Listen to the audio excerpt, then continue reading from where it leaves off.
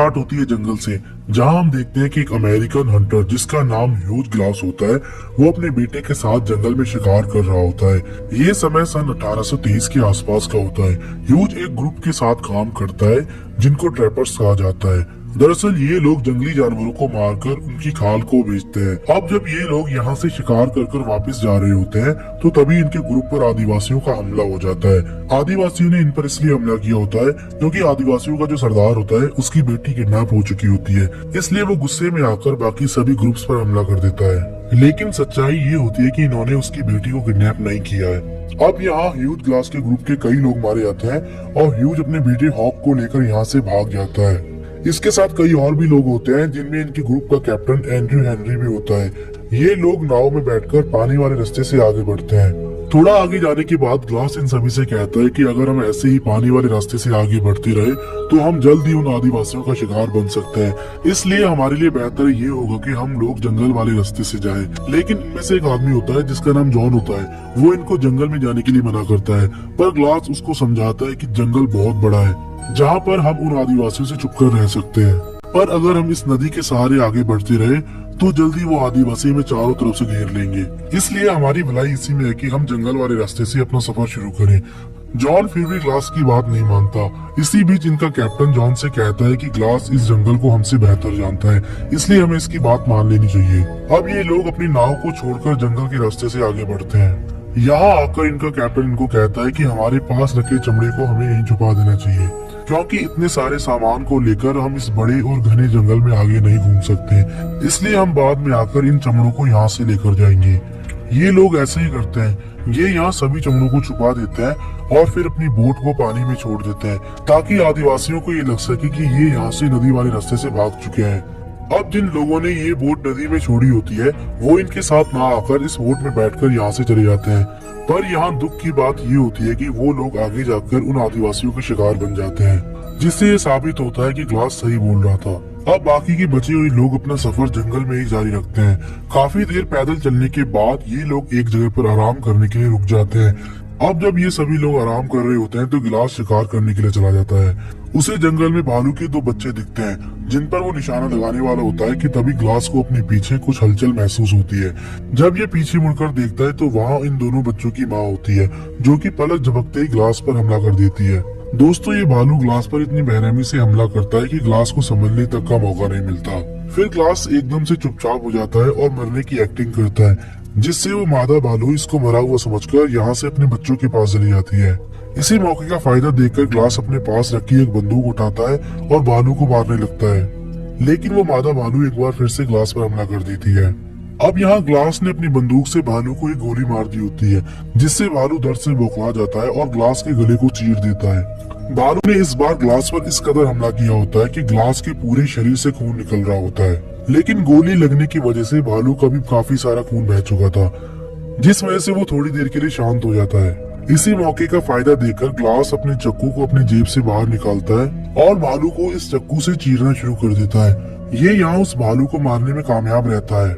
भालू ग्लास के ऊपर गिर जाता है और ग्लास भी अब बेहोश हो जाता है। थोड़ी देर बाद ग्लास के साथी ग्लास को ढूंढते हुए यहाँ तक आ जाते हैं। वो सभी देखते हैं कि ग्लास जख्मी हालत में भालू के नीचे लेटा होता है। अब जैसे ही ये लोग भालू को ग्लास के ऊपर से हटाते हैं तो ये देखते हैं कि ग्लास के शरीर में कोई ऐसा अंग नहीं होता जिसको भालू ने अपने पंजों से ना चीरा हो। कैप्टन इसकी ये हालत देखकर इसके शरीर पर टांके लगाने लगता है ताकि इसका खून रुक सके, लेकिन ग्लास को यहाँ इतना दर्द हो रहा होता है कि वो एक बार फिर से यहाँ बेहोश हो जाता है। बेहोश होने के बाद कैप्टन ग्लास के गले पर भी टांके लगा देता है, जो कि पूरी तरीके से चिरा हुआ था। अब ये लोग ग्लास को लेकर यहाँ से आगे की तरफ बढ़ते हैं, पर आगे चलने के बाद एक जगह ऐसी आती है जहाँ पर अकेले इंसान को भी चलने में कई प्रॉब्लम्स का सामना करना पड़ रहा था। ऐसे में ये लोग ग्लास को अपने साथ और आगे तक नहीं ले जा सकते। फिर ये सभी लोग एक जगह पर आकर रुक जाते हैं और इनमें से एक, जिसका नाम जॉन होता है, जो कि पहले से ही ग्लास और उसके बेटे से नफरत करता है, वो इनको कहता है कि अगर हम इसके सहारे जंगल में चलते रहे तो बहुत जल्द वो आदिवासी हमको ढूंढकर हमें मार देंगे, इसलिए हमारी भलाई इसी में है कि हम इसको छोड़कर यहाँ से आगे बढ़े। इसकी बात सुनकर कैप्टन ये डिसाइड करता है कि ये लोग ग्लास को यही छोड़ देंगे, पर ग्लास जो कि पहले से बहुत जख्मी हालत में होता है और लगभग अब वो मरने की कगार में होता है, तो कैप्टन उसे इस हालत में नहीं छोड़ना चाहता, इसलिए वो इसकी तरफ अपनी बंदूक तान देता है और इसको मारने लगता है। ग्लास का बेटा हॉक कैप्टन को ऐसा करने से मना करता है। इसके बाद कैप्टन को भी इस पर दया आ जाती है और ये इसको नहीं मारता, लेकिन वो यहाँ इन सबसे कहता है कि जो भी ग्लास के साथ यहाँ पर रुकेगा मैं उसको $70 दूंगा। ये सुनकर ग्लास का बेटा और एक लड़का जिसका नाम ब्रीजर होता है वो कहते हैं कि चाहे हमें पैसे दो या ना दो पर हम इसके साथ रुकेंगे। अब जॉन जो कि ग्लास से पहले से ही नफरत करता है वो यह कैप्टन से कहता है कि $70 बहुत कम है, मैं इस काम के पूरे $100 लूंगा। कैप्टन इसकी बात मान लेता है और फिर ये 3 लोग ग्लास के साथ यहाँ रुकते हैं और बाकी के लोग कैप्टन के साथ चले जाते हैं। अगले दिन जॉन एक जगह पर बैठकर ग्लास के मरने का इंतजार कर रहा होता है, लेकिन ग्लास जो कि इतनी बुरी हालत में है वो गिव अप नहीं कर रहा होता। इसी बीच ग्लास का बेटा और वो दूसरा लड़का ब्रीजर शिकार पर चले जाते हैं। तभी जॉन ग्लास के पास आता है और इसे कहता है कि मुझे पता है कि तुम मरना चाहते हो पर तुम मर नहीं पा रहे हो, इस काम में मैं तुम्हारी मदद कर सकता हूँ। अगर मैंने तुम्हें गला दबाकर मार दिया तो सभी यही समझेंगे कि तुम अपने आप मरे हो, और अगर तुम ऐसे ही जिंदा रहे तो हम तुम्हारे साथ यही फंसे रह जाएंगे, जिससे वो आदिवासी हमें ढूंढकर हमें मार देंगे, जिसमें तुम्हारा बेटा भी मारा जाएगा। तो अगर तुम अपने बेटे को उन आदिवासियों से बचाना चाहते हो तो तुम जल्दी से मेरे हाथों मर जाओ। जॉन कहता है कि अगर तुमने अपनी पलकें झपका ली तो मैं ये समझूंगा कि तुम मरने के लिए तैयार हो, लेकिन ग्लास यहाँ मरना नहीं चाहता। वो यहाँ बहुत देर तक अपनी आंखें खुली रखता है पर वो कब तक अपनी पलकें नहीं झपकाता। फिर थोड़ी देर बाद ग्लास अपनी पलकें झपका लेता है जिससे वो ग्लास का गला दबाने लगता है, पर इसी बीच ग्लास का बेटा हॉक यहाँ आ जाता है और वो यहाँ जोर जोर से चिल्लाने लगता है ताकि वो तीसरा आदमी इसकी आवाज सुनकर यहाँ आ सके और इसके बाप को बचा सके। लेकिन जॉन गुस्से में आकर अपना खंजर निकालकर इसको मार देता है। ग्लास दूर से ये सब देख रहा होता है लेकिन वो कुछ भी नहीं कर पाता। जॉन जल्दी से ब्रीजर के आने से पहले ही हॉक की लाश को छुपा देता है और जब ब्रीजर आता है तो वो जॉन से कहता है कि हॉक कहाँ है। जॉन कहता है कि वो अभी यहाँ नहीं आया।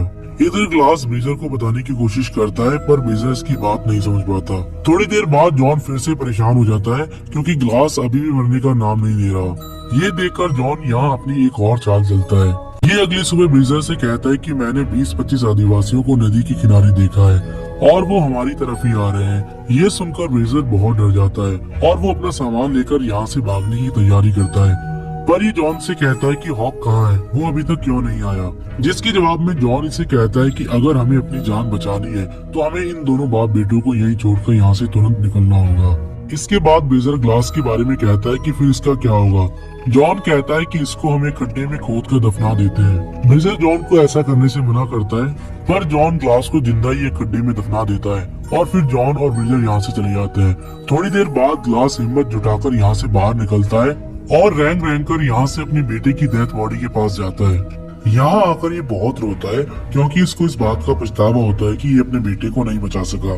काफी देर बाद ग्लास ये डिसाइड करता है कि ये यहाँ से इसी हालत में जंगल से बाहर निकलेगा और जॉन से अपने बेटे की मौत का बदला लेगा। इधर ब्रीजर को रास्ते में पता चल जाता है कि जॉन झूठ बोल रहा था, इनके पीछे कोई आदिवासी नहीं आ रहे। इस बात पर ये जॉन से गुस्सा करता है और कहता है कि हमने ग्लास और हॉक के साथ सही नहीं किया। इधर ग्लास अपनी जर्नी को स्टार्ट करता है। वो यहाँ से किसी भी हालत में बाहर निकलना चाहता है, इसलिए ये अपने बेटे को यहीं छोड़कर यहाँ से रेंगता हुआ आगे बढ़ता है।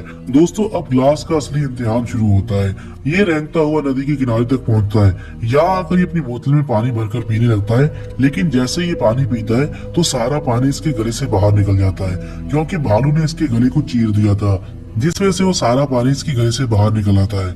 अब इसको लगता है कि अगर इसने अपने गले का जख्म नहीं भरा तो ये कुछ भी खा नहीं सकेगा, इसलिए इसको यहाँ एक आइडिया आता है। इसके पास थोड़ा सा बारूद होता है जिससे ये आग जलाता है और उस आग को ये अपने गले पर लगाता है, जिससे इसकी गले की स्किन आपस में चिपक जाती है।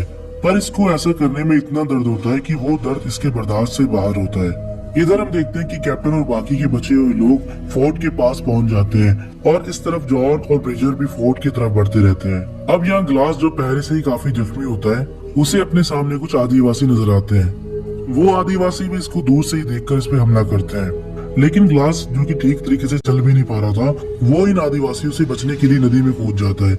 नदी का पानी काफी ठंडा होता है, लेकिन ये उन आदिवासियों से बचकर अपनी जान बचा लेता है। अब अगले दिन जब ग्लास की आंख खुलती है तो ये देखता है कि इसके जख्म पहले से भी खराब हो चुके हैं और अब वो धीरे धीरे सड़ने लगे हैं। इसके बाद जब इसको यहाँ भूख लगती है तो ये एक मछली पकड़ता है जिसे कच्चा ही खाना शुरू कर देता है।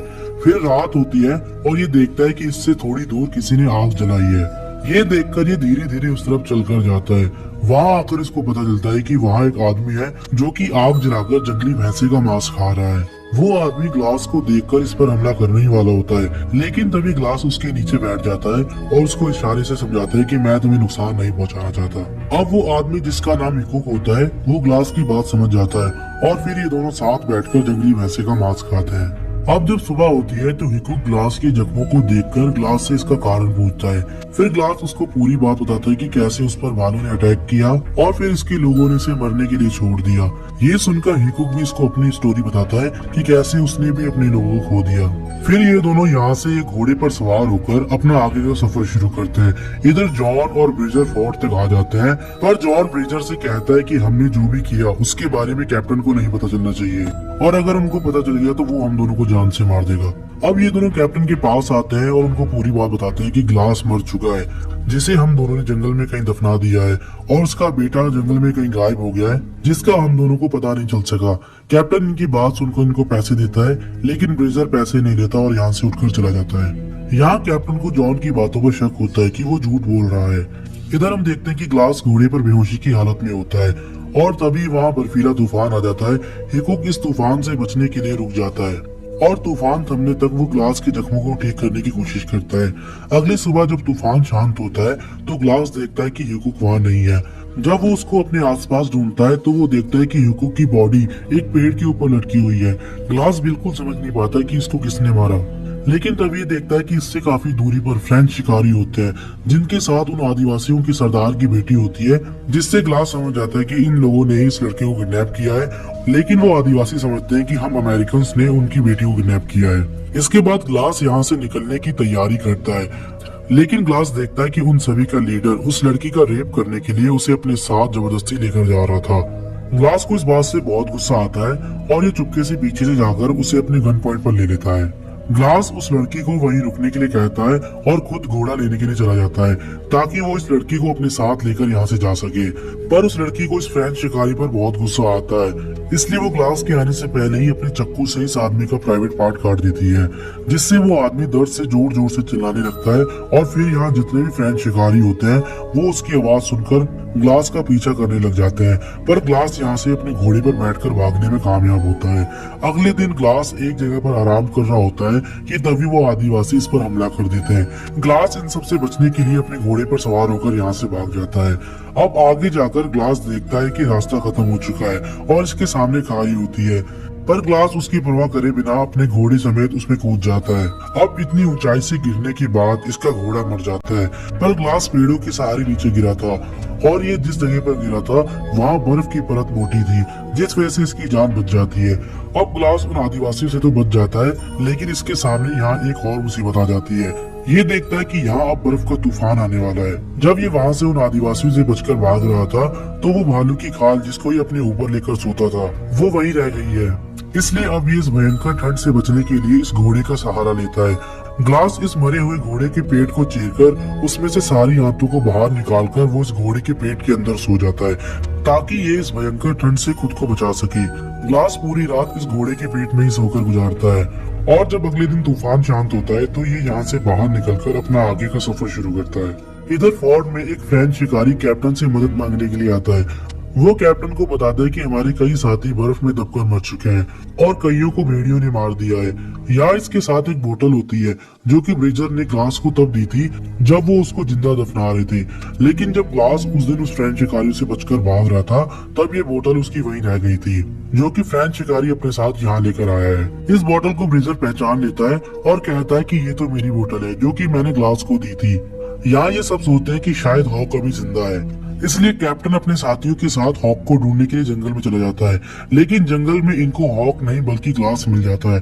ग्लास को जिंदा देखकर यहाँ मौजूद सभी लोग हैरान हो जाता है। फिर कैप्टन ग्लास से पूछता है कि तुम जिंदा कैसे हो, जिसके जवाब में कैप्टन उसको पूरी बात बताता है। ग्लास के मुंह से सच सुनने के बाद कैप्टन जॉन को अरेस्ट करने का ऑर्डर देता है। इसके बाद जैसे ही कैप्टन जॉन को पकड़ने के लिए फोर्ट में आता है तो वो देखता है कि जॉन उसका सारा पैसा लेकर यहाँ से भाग चुका है।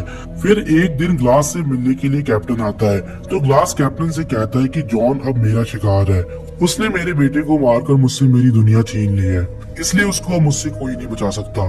इस काम में कैप्टन भी ग्लास का साथ देता है और अब ये दोनों जॉन को मारने के लिए जंगल में चले जाते हैं। अब यहाँ आकर कैप्टन ग्लास से कहता है कि ये जंगल बहुत बड़ा है, इसलिए हमें उसको अलग अलग होकर ही ढूंढना होगा। ये दोनों अलग अलग रास्तों से जाकर जॉन को ढूंढते हैं। कैप्टन को थोड़ी ही दूरी पर जॉन मिल जाता है, पर जॉन यहाँ कैप्टन को गोली मार देता है। गोली की आवाज सुनकर ग्लास कैप्टन की तरफ आता है, पर तब तक कैप्टन मर चुका था और जॉन भी वहाँ से भाग चुका था। फिर ग्लास कैप्टन की बॉडी को घोड़े पर बैठाकर यहाँ से चला जाता है। आगे चलकर इसको जॉन देख लेता है और दूर से इसको गोली मार देता है। पर जब जॉन इसके पास आता है तो वो देखता है कि ये ग्लास नहीं होता, ये तो कैप्टन ही होता है। दरअसल ग्लास को पहले से ही पता था कि जॉन इस पर छुपकर वार करेगा, इसलिए जब ये कैप्टन की लाश को घोड़ी पर चढ़ा रहा था तो इसने कैप्टन की पीठ पर एक लकड़ी रख दी थी, जिससे उसकी कमर सीधी हो सके और कैप्टन आराम से सीधा होकर घोड़ी पर बैठ सके। और ग्लास खुद कैप्टन बनकर पिछले वाले घोड़े पर मरने की एक्टिंग करता है। अब जैसे ही जॉन पीछे की तरफ देखता है तो ग्लास उस पर गोली चला देता है, लेकिन जॉन इससे बचकर यहाँ से भागने में कामयाब रहता है। पर इस बार ग्लास भी ये मौका अपने हाथों से गंवाना नहीं चाहता था, इसलिए वो जॉन के पीछे भागना शुरू कर देता है। ये दोनों अब एक नदी के किनारे तक आ जाते हैं, जहाँ इन दोनों के बीच एक जबरदस्त फाइट होती है। जॉन कहता है कि मुझे मारना है तो मार दो, पर इससे तुम्हारा बेटा वापस नहीं आएगा। जिसके बाद ग्लास अपने खंजर को जॉन के पेट में घुसा देता है और कहता है कि बदला लेना हमारे हाथ में नहीं, ईश्वर के हाथ में है।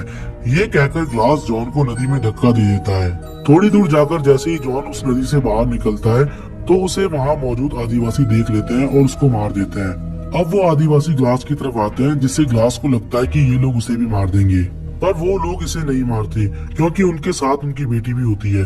जिससे ग्लास ये समझ जाता है कि शायद इसने इन आदिवासियों को सब बता दिया है कि कैसे ग्लास ने इसको उन फ्रेंच शिकारियों से बचाया था। वो आदिवासी ग्लास को बिना नुकसान पहुंचाए यहाँ से चले जाते हैं और इसी के साथ ये मूवी यहाँ खत्म हो जाती है।